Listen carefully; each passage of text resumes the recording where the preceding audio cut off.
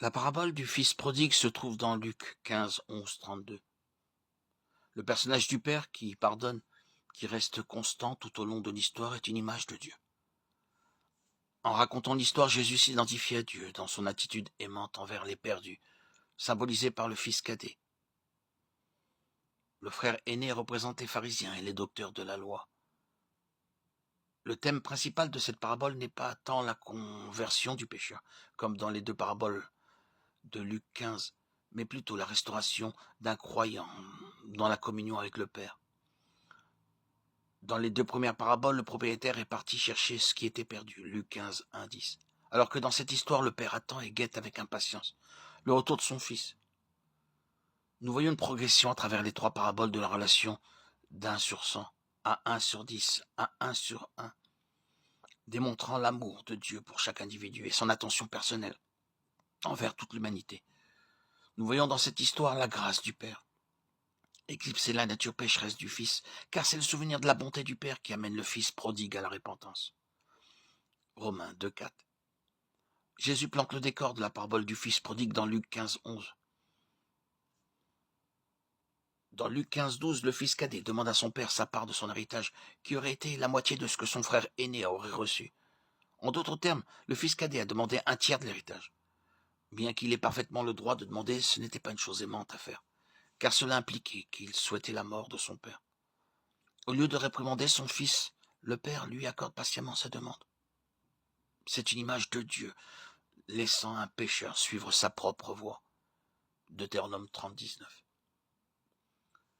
Comme le fils prodigue, nous avons tous une ambition insensée d'être indépendants, ce qui est à la racine de la persistance du pécheur dans son péché. Genèse 3, 6, Romains 1, 28. Un état de péché est un éloignement et une distance par rapport à Dieu.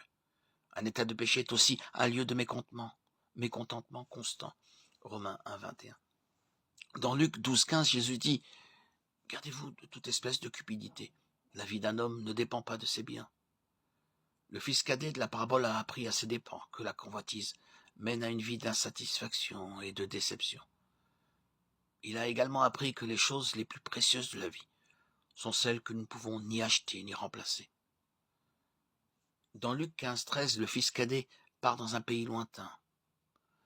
Il est évident, d'après ses actions précédentes, qu'il avait déjà fait ce voyage dans son cœur. Et le départ physique était une démonstration de sa désobéissance volontaire à toute la bonté que son père lui avait offerte.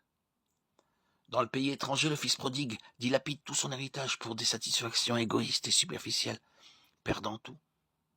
Son désastre financier est suivi d'une catastrophe naturelle sous la forme d'une famine qu'il n'a pas planifiée.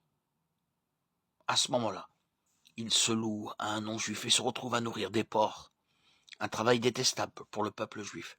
Lévitique 11, 7. Inutile de dire que le fils prodigue devait être incroyablement désespéré pour accepter volontairement une position aussi détestable. Il était si peu payé et avait tellement faim qu'il avait envie de manger la nourriture du porc. Pour couronner le tout, il ne pouvait trouver aucune pitié parmi le peuple qu'il avait choisi comme sien. Personne ne lui donnait rien. Apparemment, une fois sa richesse épuisée, ses amis aussi, même les animaux impurs étaient mieux lotis que lui à ce moment-là. Le fils prodigue qui peine dans la porcherie est une image du pécheur perdu ou du chrétien rebelle qui est retourné à une vie de péché. 2 Pierre 2, 19, 21. Les conséquences du péché ne sont jamais belles. Jacques 1, 14, 15. Le fils prodigue commence à réfléchir à sa condition misérable et il revient à la raison. Il se rend compte que même les serviteurs de son père sont dans une meilleure situation. Ces circonstances pénibles l'aident à voir son père sous un jour nouveau. L'espoir commence à poindre dans son cœur. Luc 15, 17, Psaume 147, 11, Ésaïe 40, 30, 31, 1 Timothée 4, 10. La prise de conscience du fils prodigue reflète la découverte du pécheur qu'en dehors de Dieu, il n'y a pas d'espoir. Éphésiens 2, 12, 2 Timothée 2, 25, 26. Quand un pécheur revient à la raison, il se répand et aspire à retrouver la communion avec Dieu. Le Fils élabore un plan d'action qui montre que sa repentance était sincère. Il reconnaîtra son péché, renoncera à ses droits de fils et prendra la position de serviteur. Il se rendra compte qu'il n'a aucun droit à la bénédiction de son père et qu'il n'a rien à offrir à son père si ce n'est une vie de service. De retour à la maison, le fils prodigue est prêt à tomber aux pieds de son père et à implorer sa miséricorde. De la même manière, un pécheur repentant qui vient à Dieu est parfaitement conscient de sa propre pauvreté spirituelle. Mettant de côté tout orgueil et tout sentiment de droit, il n'apporte rien de valeur avec lui. La seule pensée du pécheur est de se jeter à la merci de Dieu et de mendier pour une position de servitude.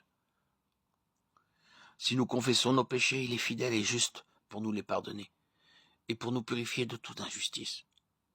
1 Jean 1,9. Nous savons que notre vieil homme a été crucifié avec lui afin que le corps du péché soit réduit à l'impuissance, pour que nous ne soyons plus esclaves du péché.